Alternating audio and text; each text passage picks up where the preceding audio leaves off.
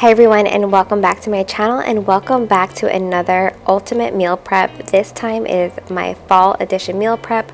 We're making breakfast, we're making lunches, we're making dinner, we're getting some snacks prepared, and even some desserts. So make sure to stay tuned and check out all of these easy, super delicious, and affordable meals.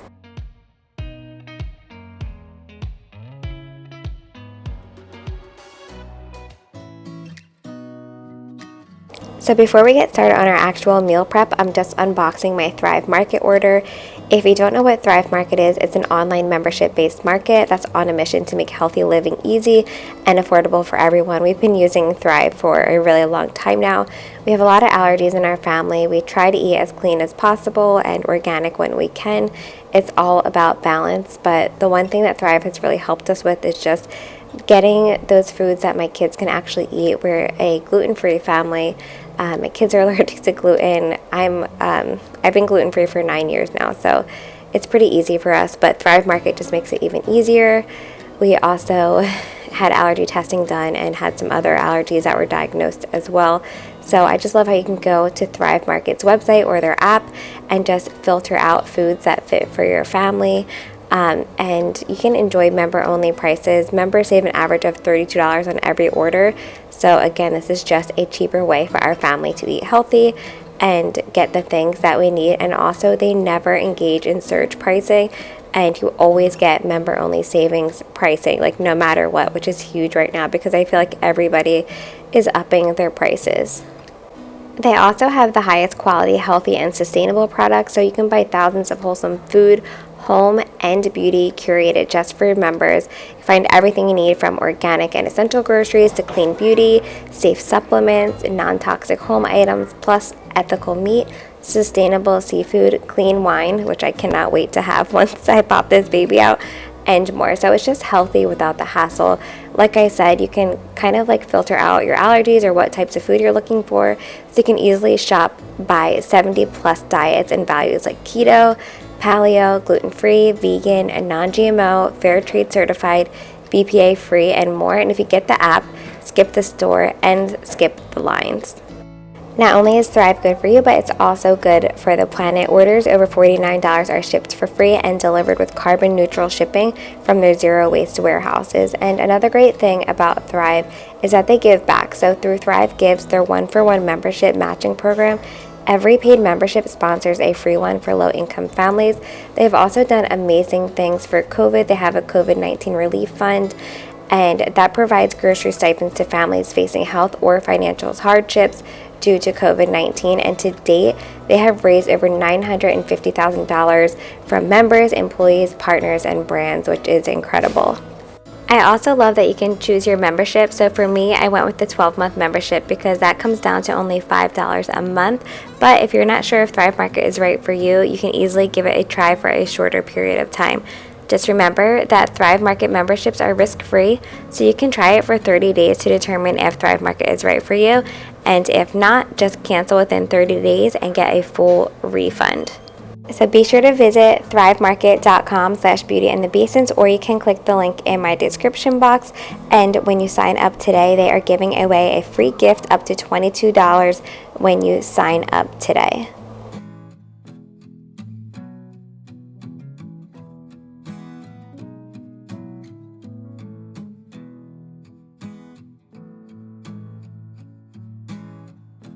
So the first thing that I like to do is just go ahead and prepare my produce, and I do that by using some Thieves Fruit and Veggie Wash. You can find that on my Instagram at Beaston Essentials, and I kind of just let all of this fruit soak really quickly, rinse it off, and do the same for my vegetables as well.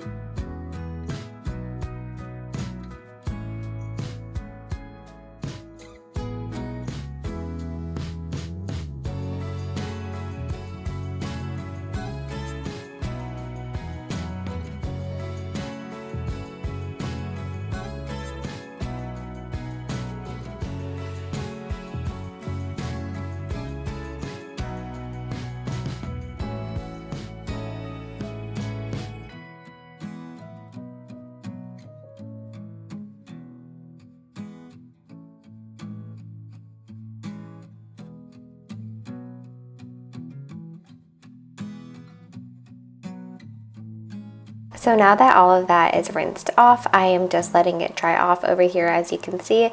And now I like to work on whatever kind of meats I'm using just to get that out of the way. So right now I'm just cutting up chicken. We're going to be using this for multiple recipes. Now that my chicken is all cut up, I'm just spraying my foil here, and you can see I separate it into two sections so I can do two different types of chicken. You can do as many sections as you want and do all different types, but for me, I'm just doing a salsa chicken. I'm going to use that in my bowls with quinoa and sweet potatoes and black beans. And then on the other side, I'm just doing like a kind of like everyday chicken that you can use with any recipe. And that's going to have salt, pepper, garlic, and some paprika.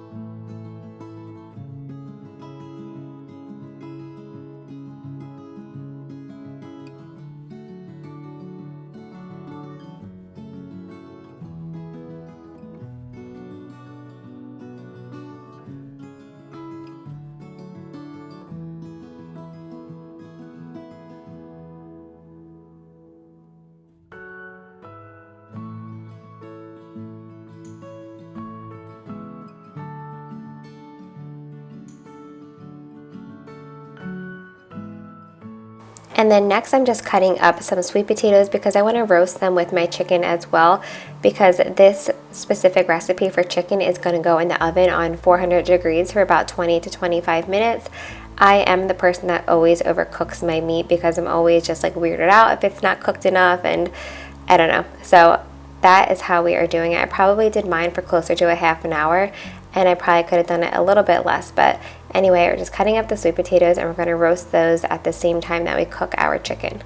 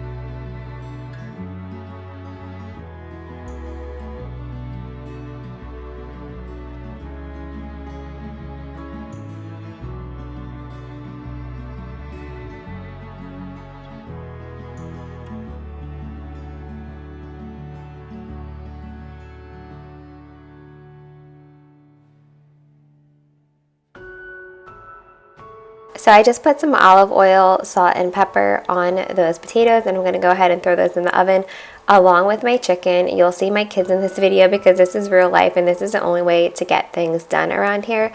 So yeah, we are roasting that 400 degrees for 20 to 25 minutes, both the chicken and the sweet potatoes. Now that all of that stuff is in the oven, I'm going to get started on my chili. So I'm just browning some turkey with some salt and pepper, and I like to put garlic powder on the meat right away, as well as chili powder, and I use a ton of chili powder, but my favorite thing to add into here is actually brown sugar. I feel like brown sugar in chili is what makes me love it so much more than any other kind of chili. So while that's browning, I'm just going to go ahead and cut up an onion. I'm going to use 1/2 of the onion for my chili and the other half for my crock pot chicken and rice soup.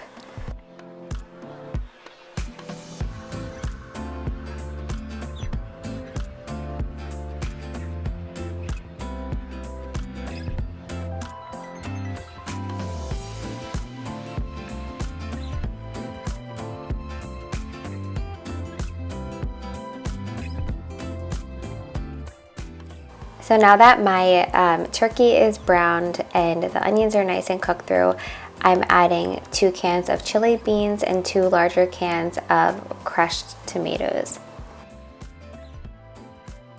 So I like to give my chili layers of flavor. So you saw me season the meat. Now that all of this is in, I'm just re-seasoning the whole thing with some more chili powder and some more brown sugar.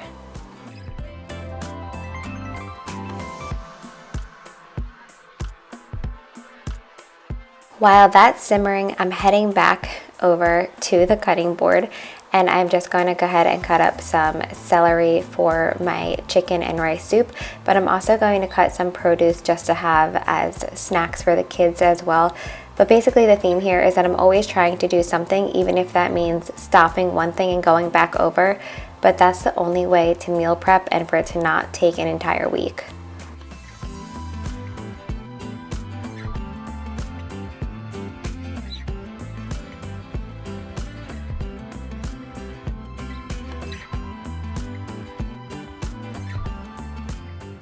The timer is done for the chicken. It looks perfect. The chili is also looking really good. And now I am headed back over to my produce and I'm going to finish doing that.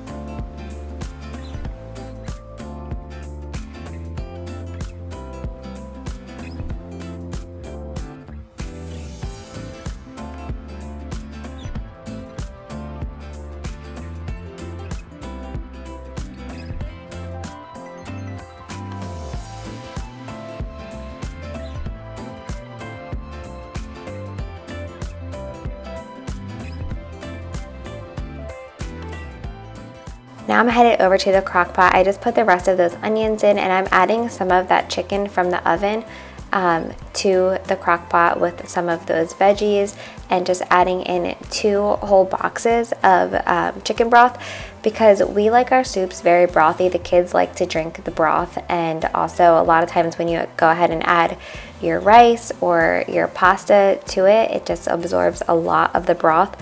So that's why I'm using 2 boxes. I have to be honest, my favorite chicken and rice or chicken noodle soup is done on the stove because I like to caramelize the onions and brown the chicken and all of that, but the crock pot suits us well also. Now I'm headed back over to my cutting board and I'm just grating up some zucchini and I'm making chocolate zucchini muffins and they came out delicious. The kids love them. Any way that I could hide some veggies in their food, I will do it. I do have a KitchenAid that has like an attachment to do this, but sometimes I'm just too lazy to get the KitchenAid out, which is probably why most people just leave it out on their counters, but I like clear counter space in my kitchen and that's why I'm doing it this way.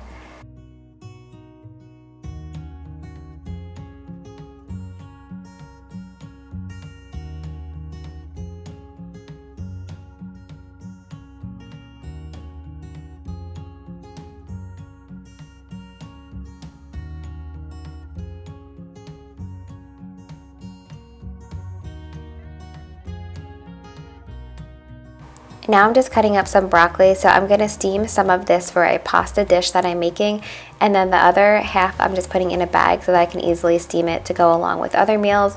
Depending on the kids' moods, sometimes they will actually eat broccoli, but you never know what you're going to get. So again, I'm just going to go ahead and steam that and put the rest in a bag.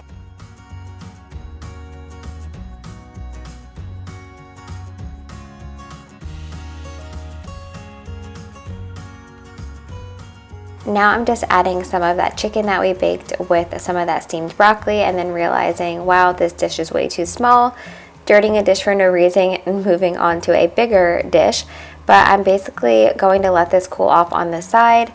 I'm adding some rice into my crock pot. I just did 1 cup of rice and I'm going to go ahead and let that cook longer. And the chili is done, so I'm putting that into a baking dish and now making some cornbread to go on top of it. This is my first time doing it and it was so delicious. We love Wegmans brand of gluten-free cornbread.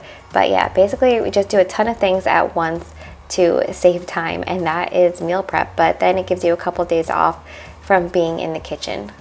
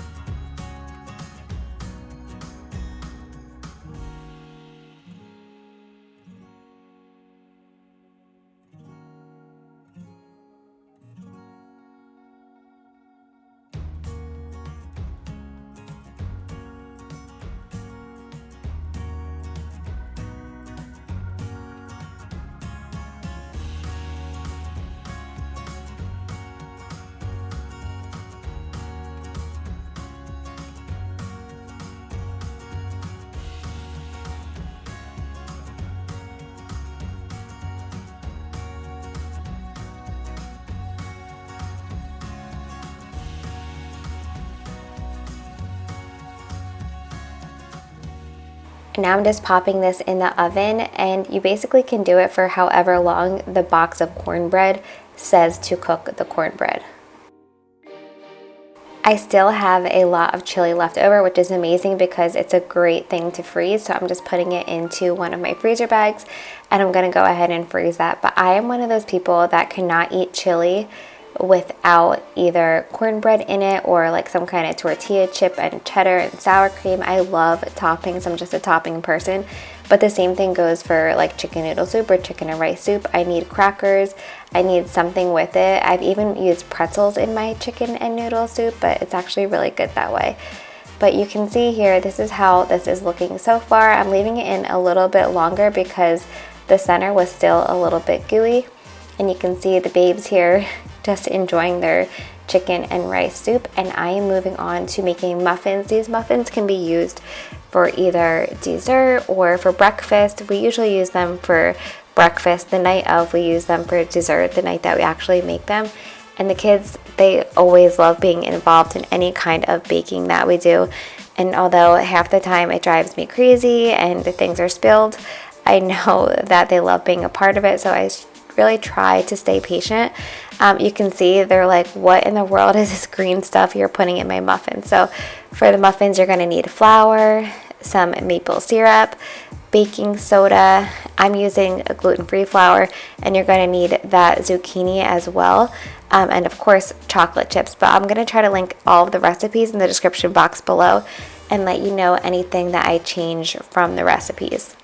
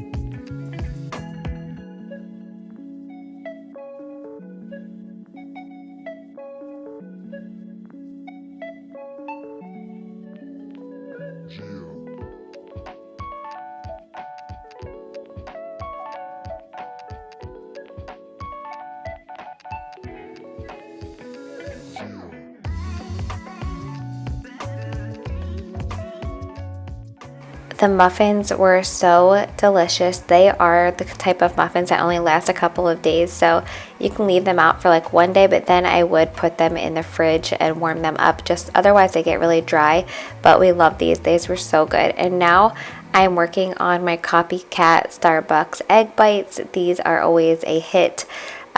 This time we put sausage in them. It wasn't my favorite. I like them better with just veggies, but Chris doesn't eat anything unless there's like meat involved. So you saw for the egg bites, I basically did a ton of eggs and some cottage cheese. I have the sausage browning, and now I'm finally boiling some water.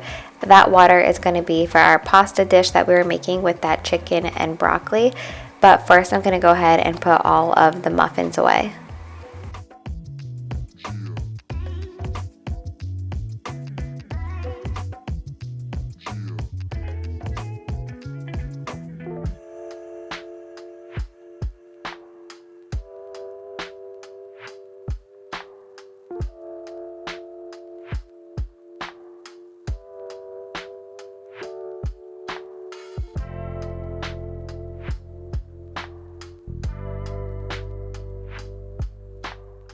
Going back over to my eggs, I'm just adding some shredded cheese. You can add whatever kind of cheese you want. And then I'm adding some salt and pepper as well. I got these inserts for the Instant Pot because I have been so obsessed with Starbucks egg bites for the longest time, and it's like $5 for 2 tiny egg bites. So I knew I had to start making them myself. So it was a great investment to get these for the Instant Pot. And now, like I said, I'm just cutting up some sausage to add to these little egg molds first. So whatever kind of meat or whatever kind of toppings you're having in your egg bites, put those in the bottom first, and then you're going to pour your eggs on top.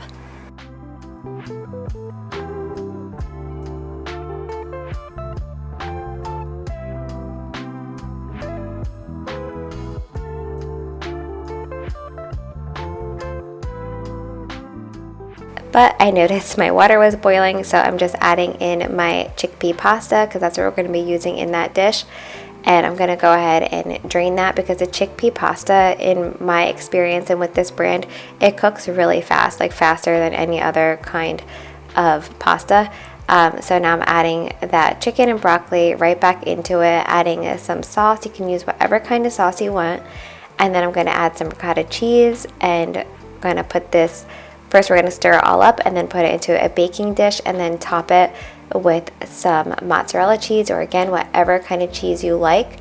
Wrap it up in foil and put it away. We actually wound up having it for dinner last night. It was really good and incredibly easy.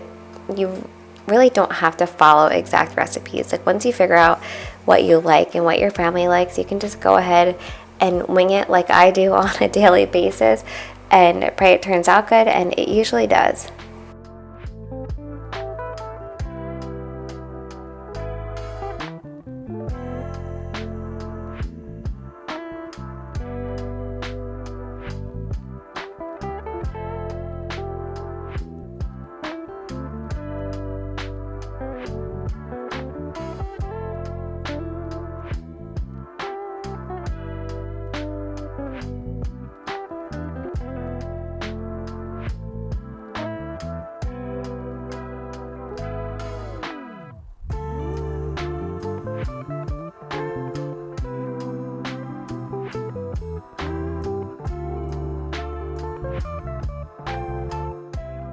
Okay, so back over to my neglected egg bites, but like I said, this is how I meal prep. I'm all over the place, but this is just how it works for me.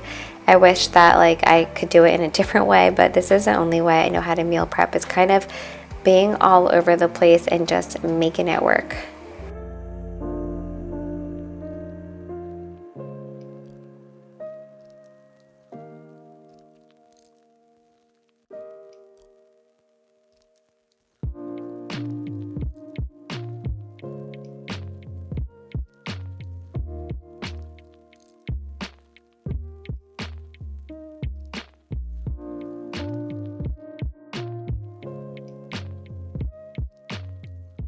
So one of the things that I do when I'm anxious about trying something for the first time, which you guys know, I was so nervous about the Instant Pot when I first got it. I'm just like a crock pot girl, but I'm starting to feel more comfortable. But I must have watched so many videos on how to make these egg bites, and one of the best tips I saw was to use wax paper first and then foil, because that's the best way to get them to be moist and not explode all over the Instant Pot. So that is just how I've always done it. I've never tried it without.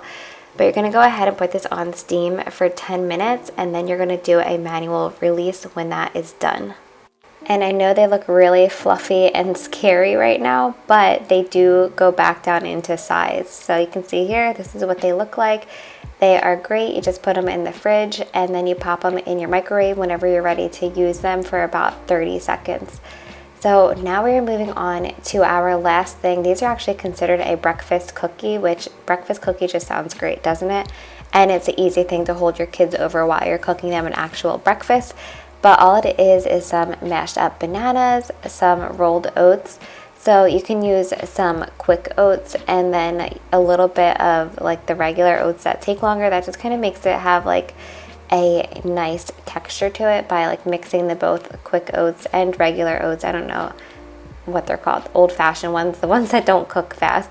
And then add some chocolate chips. You know, I don't like to measure chocolate chips, so this is how I did it. They're literally 3 ingredients, so they're healthy and easy. I feel like this would also be great for any like new mother that you're going to visit because oats are great for your milk supply.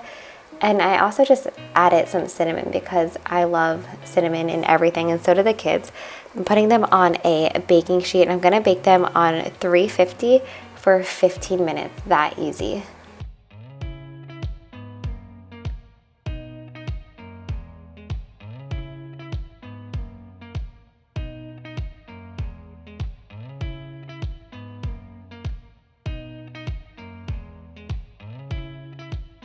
So I hope that you all enjoyed this video. Don't forget to subscribe and give this video a thumbs up, and be sure to check out thrivemarket.com/beauty and the Beastons, and I'll have everything linked in the description box below. But I'll see you in the next one.